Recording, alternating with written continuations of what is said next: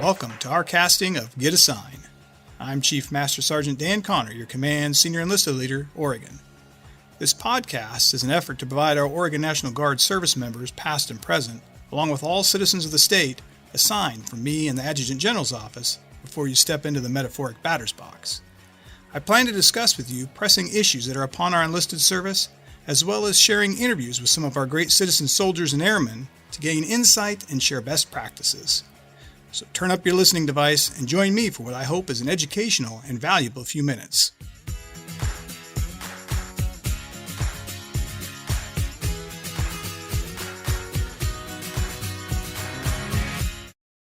This past year, our Oregon National Guard activated more service members than ever before in support of domestic operations. We also participated in the second largest deployment of service members in our state's history. This, of course, requires a lot of sacrifice, not only by the member, but by family and friends, and the sometimes forgotten civilian employers. Today, I want to talk about the support we have that addresses the relationship with civilian employers. Employer support of the Guard and Reserve, or ESGR, is a Department of Defense program that was established in 1972 to promote cooperation and understanding between reserve component service members and their civilian employers, and to assist in the resolution of conflicts arising from employees' military commitment. ESGR is supported by a network of more than 3,300 volunteers in 54 committees across all 50 states. Today, I have the privilege of introducing the ESGR Oregon State Chairman, Major General Retired Dennis Klein, and Colonel Retired Bob Windus, Area 2 Chairman. Welcome, gentlemen. So let's start off with, can you tell us what ESGR is doing today for soldiers and airmen in Oregon?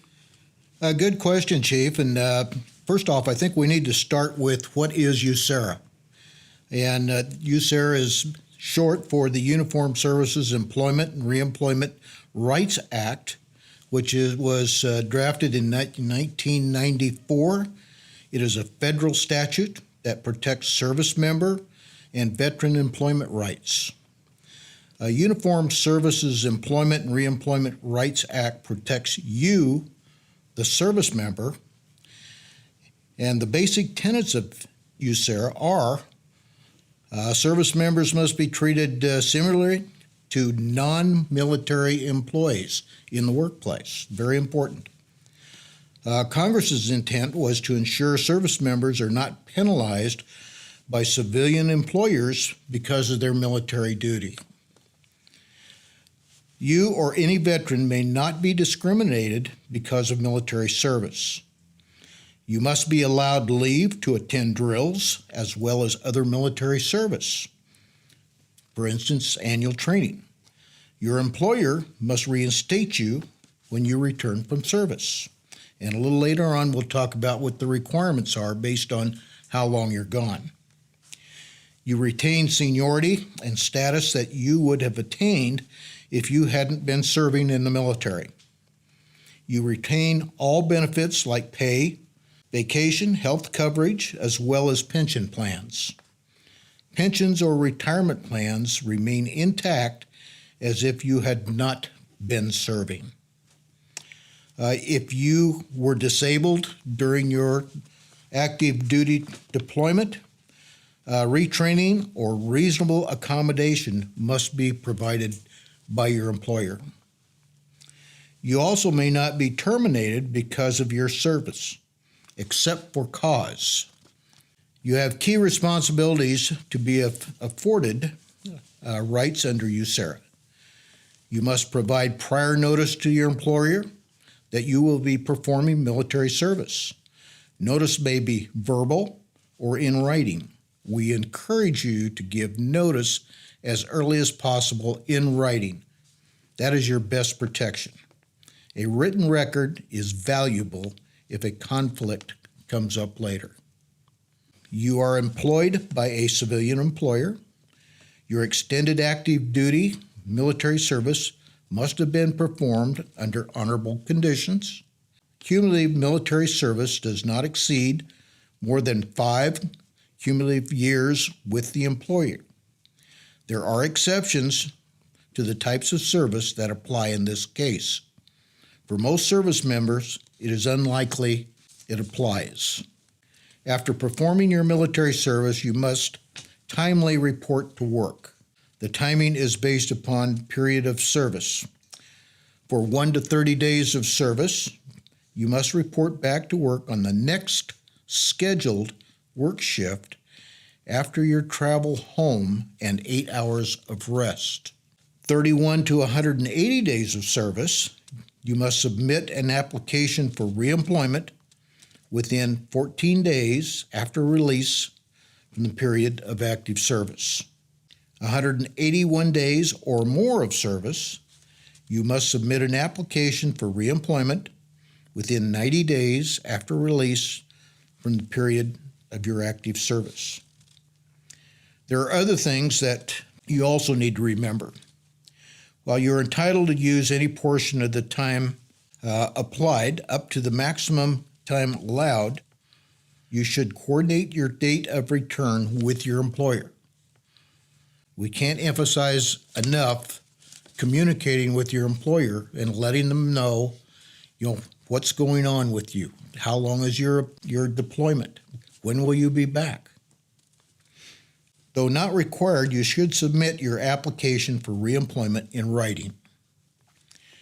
A sample application is available on our website at www.esgr.mil. This is a very important website. It will offer you all the information that you need to pick up where you left off once you return from your military duty. Service member employees should be promptly reemployed. Prompt reemployment means as soon as practical under the circumstances of each case, usually within 2 weeks of the employee's application for reemployment. Yeah, Mr. Klein, that's a ton of information. And I think what's important there is, as people probably picked up parts and pieces of that were important or applicable to them, what's really important is they know where that website is so that they can go there and get that comprehensive list of just basically what you read off there. Can you repeat that website one more time for us? It is www.esgr.mil. Yeah, thank you, Mr. Klein. So you explained what is USERRA. Obviously, that's a big piece of what we do or what ESGR does for our guardsmen here. Can one of you talk about the employer programs and employer awards? I'd be happy to do that. ESGR offers employer programs such as a boss lift, and that boss lift is typically an event planned by one of the state organizations. And that includes aircraft rides for employers and executives, and so they get the feel of what their soldier employees do during the course of a drill weekend or active duty. We also provide employer briefings. We also provide unit briefings. And we have several awards that we also like to present to employers throughout the course of a year. Presentations, some ceremonies are usually conducted in the local areas with the unit in participation. These programs provide insight into the duties performed by service members in the Guard or Reserve while on duty. So this is an educational process for many of the employers that may not have a lot of military service members and their employee staff. And so this is an opportunity for the soldiers as well as the unit commanders to fully explain to the employers what their soldiers do in the course of their training. We also provide statements of support. This is the cornerstone of ESGR's effort to gain and maintain employer support for the Guard and Reserve. The intent of the program is to increase employer support by encouraging employers to act as advocates for employee participation in the military. Supportive employers are critical to maintaining the strength and readiness of the nation's Guard and Reserve units. And one thing that most people don't realize is that less than 0.5% of our nation's citizens serve in the military in some capacity. So it's extremely important that this partnership between the soldier and the employer be maintained long term. And so we like to educate both the soldiers and the employers on the importance of this partnership. Employers sign a statement of support pledge that we fully recognize, honor, and comply with the Uniformed Services Employment and Reemployment Rights Act. We will provide our managers and supervisors with the tools they need to effectively manage employees who serve in the Guard and Reserve. We appreciate the values, leadership, and unique skills service members bring to the workforce and will encourage opportunities to hire Guardsmen, reservists, and veterans. We will continually recognize and support our country's service members and their families in peace, in crisis, and in war. So I'd like to reiterate again, this partnership is extremely important. And so an employer who has a soldier that is on active duty, that employer is also, in essence, on active duty, because that employer and the employees within that firm typically will support that soldier while he or she are deployed and will support the families that are remaining behind. So it is definitely a partnership, a critical partnership for Department of Defense. Employer awards. Our nation has relied heavily on Guard and Reserve service members since entering continuous operations more than 16 years ago. Employer support enhances retention rates in the armed forces and in the end strengthens our national security. To recognize employers who support the Guard and Reserve employees, ESGR grants a series of Department of Defense awards. And these awards are not just typically done at the local level. They go all the way up to the Department of Defense where they are signed, and then presented back down to the state organization for presentation to the employers. We have awards like the Patriot Award, which is the first level award, and that recognizes the employer support of that soldier that's on active duty. There's a Spouse Patriot Award, so we recognize the spouse that remains behind so that he or she feels a part of the team. We have a Seven Seals Award, which again recognizes employers, and it's a higher level award. And the awards keep going up the pecking order. The next is Above and Beyond Award, and that is a more serious award. It recognizes a broader breadth of support that the employers provided. As an example, it may recognize the specific supervisor of the soldier. It will recognize the company and also takes into account the company's efforts to support the family while the soldier is deployed. We have the Pro Patria Award, which again is a higher level award, again building on that history of support. We have the Extraordinary Employer Support Award, and that is followed by the Secretary of Defense Employer Support Freedom Award, which is the highest award that the Department of Defense presents through the ESGR program. Many of these awards are progressive in nature, with each building upon the previous. For example, an employer must have had at least one supervisor or other representative honored with a Patriot Award and must have signed a statement of support to be eligible for consideration for the Above and Beyond Award. So again, as I mentioned, it's a progression up. So needless to say, these are incredibly important tools, resources to build and maintain relationships with our civilian employers.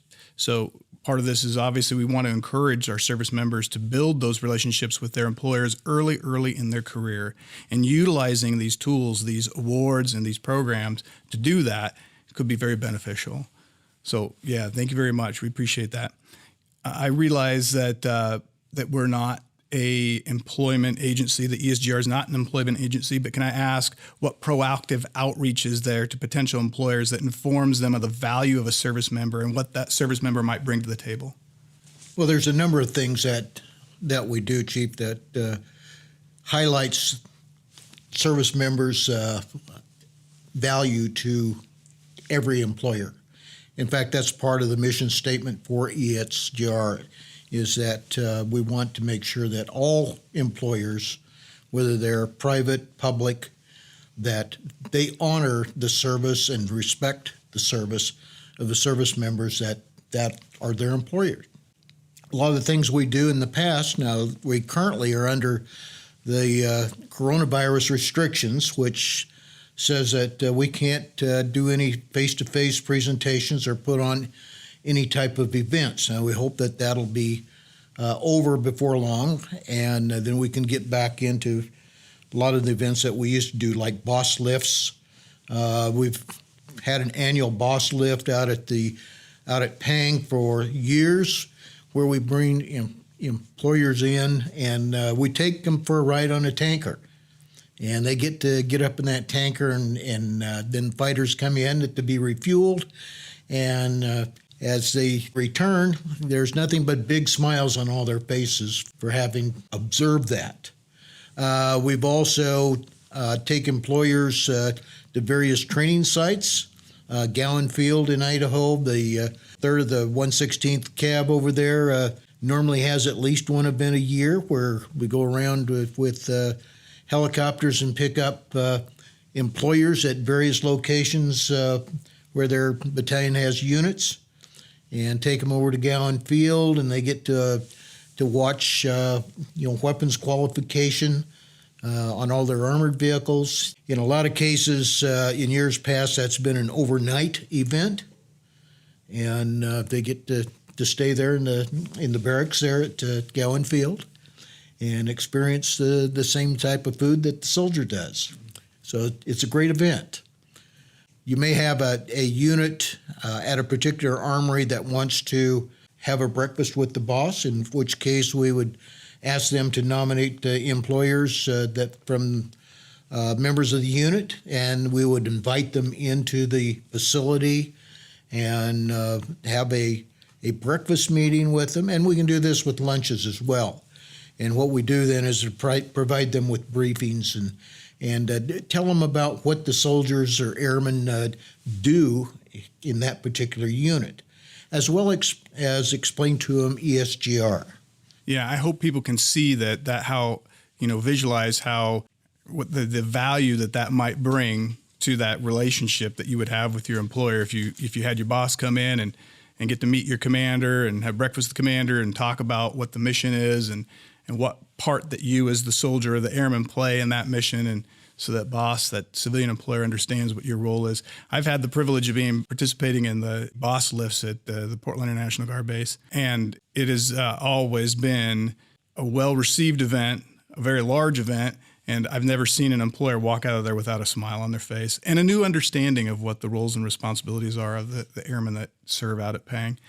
I was going to ask Mr. Windus, how does someone on a drill status, an M-Day soldier or a DSG, how do they get a hold of an ESGR representative?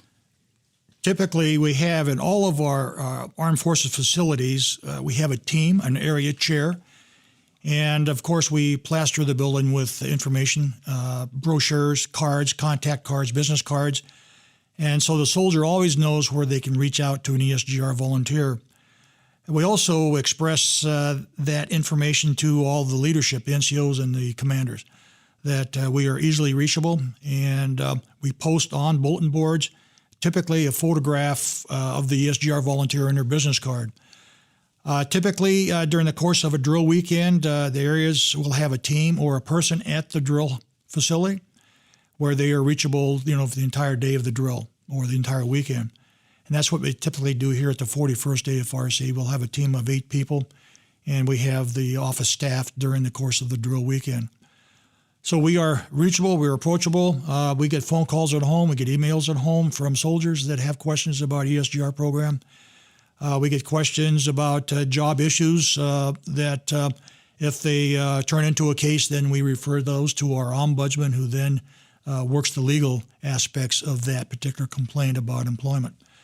So it's one big team, and we are all volunteers. As an example, the area team that I've got 8 people on there, and if I add up all the years of military experience for the 8 members, we exceed 180 years of experience in the military total. And so we've seen it all, we've heard it all.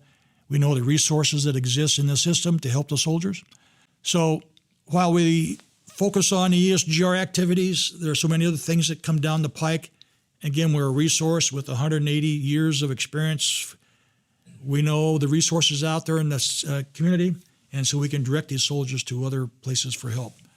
Even questions about education and training. An example, we've had a number of soldiers over the years. We talk about retention. They will come in and see us old guys sitting there, and they will say, I've got 10, 12 years in. I'm thinking about just bailing out of this system.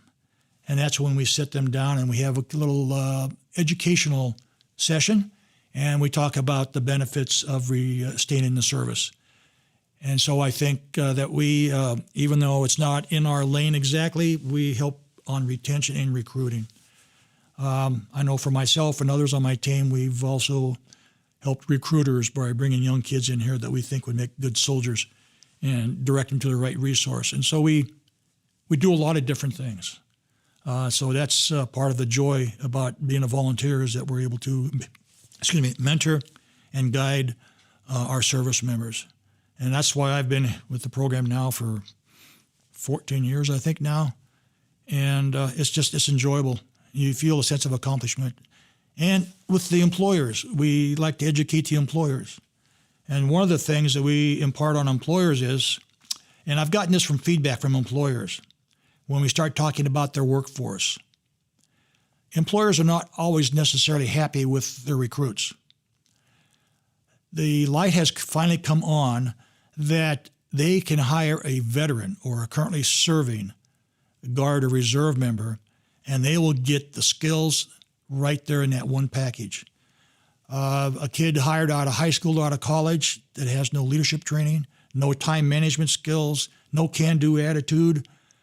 Employers are now finding that we can hire a service member that brings that whole skill set to the company, and we don't have to waste time training that particular employee on those skills. We can focus on the company SOPs and those kinds of things that we can get that soldier working right away on the job and not worry about leadership, time management, and those other skills that a soldier typically brings to the employer. So I've seen a big change over the last 14 years on the part of employers. Oh, that's good to hear. And so that's our outreach, and it's continuous. We're always talking about ESGR and the need for national defense and how a soldier is not just an employee, they're also a member of the Department of Defense, and the employer is a part of that team. Yeah, that's an excellent point. I think we could probably talk all day about the value of a service member versus just a kid out of high school, a kid out of college. I've stood on a soapbox before and spoken those words, and I think that's, like I said, a discussion we could talk all day about and argue that our service members are definitely the better bang for the buck, for sure. Before I get to the very last question, I want to make sure that I've hit everything that we want to talk about today. Mr. Klein, is there anything else you need to share or we think we should share? Well, I would like to emphasize that what happens once a service member puts their employer in for an award. It doesn't just go into a blank space somewhere. We get the award at our headquarters in Salem.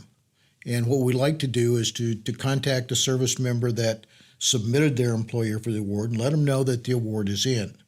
And then we talk about how do we want it presented. Now, currently, because of the coronavirus, we can't present it in person, but the service member can. And we'd like to, with their agreement, we can contact the employer and also let them know that the award's coming and your employee would like to present that award to us. And we explain that, we're sorry, but we just can't be available until after we're cleared through the coronavirus. But it's all of these events, when we present awards, the employers are extremely grateful. It amazes me the amount of gratitude that pours out from these employers. They're so grateful that they're being recognized by their employee. And it's really heartwarming. It's something that we as volunteers miss doing, and we can't wait to get back to doing that in person. And we also have an annual awards and planning event, usually held in the spring. Of course, this year it's not going to be. But we have one night where we specifically bring in employers along with the service members that nominated them for an award and present these awards.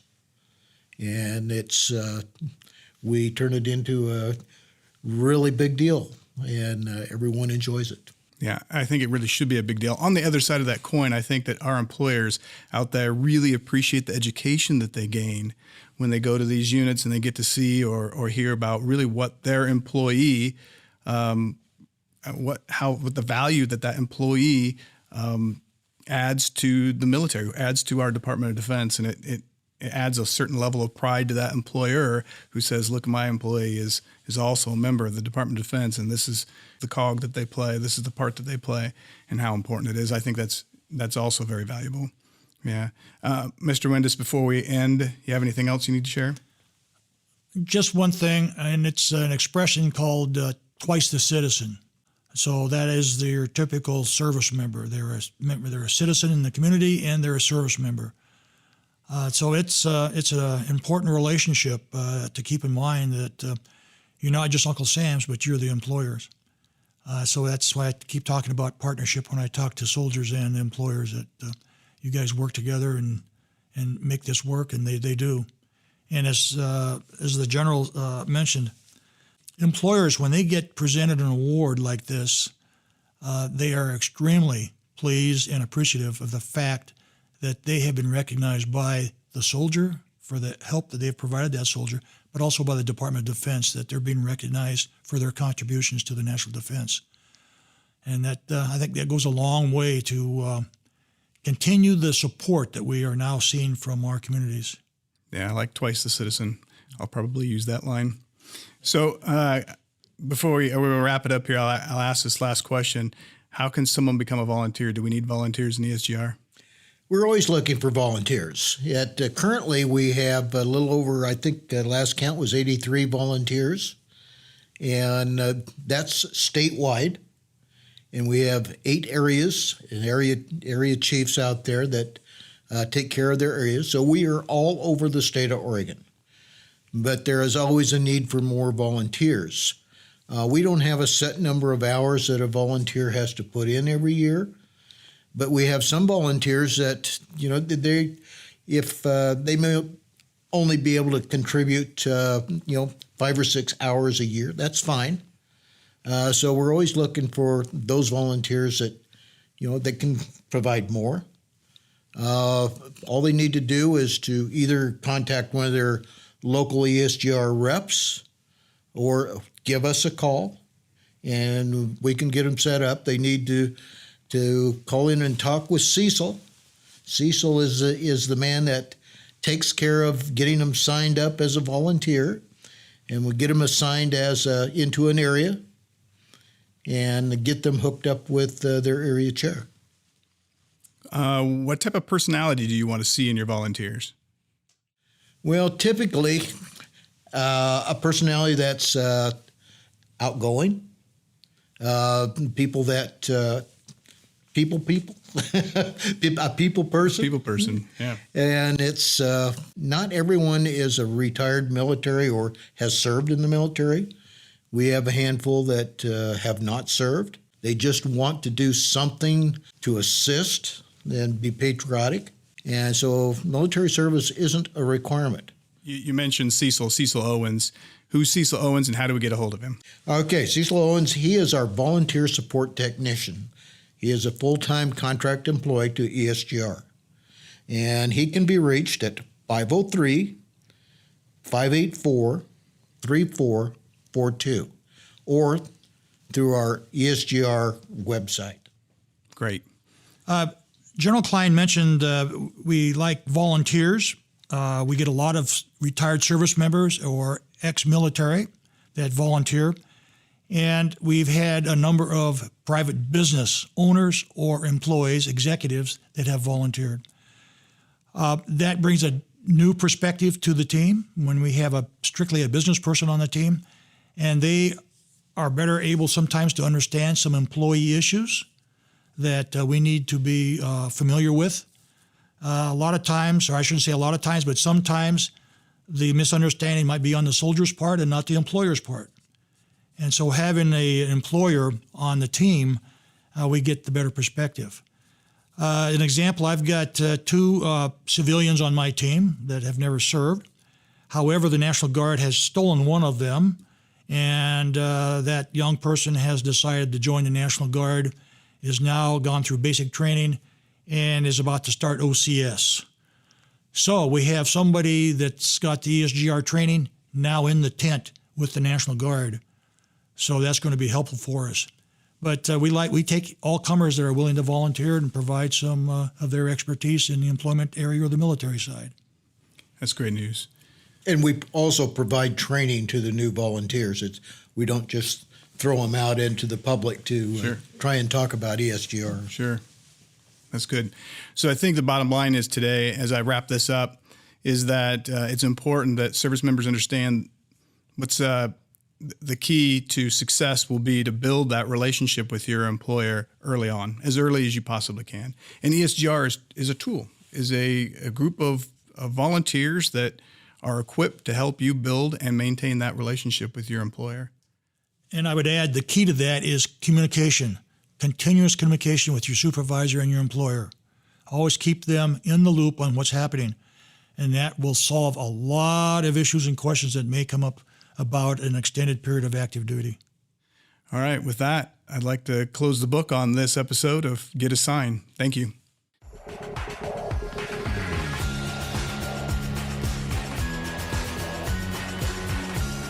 In closing, I'd like to thank the Oregon National Guard Public Affairs Office and Sergeant First Class Holden for producing this podcast.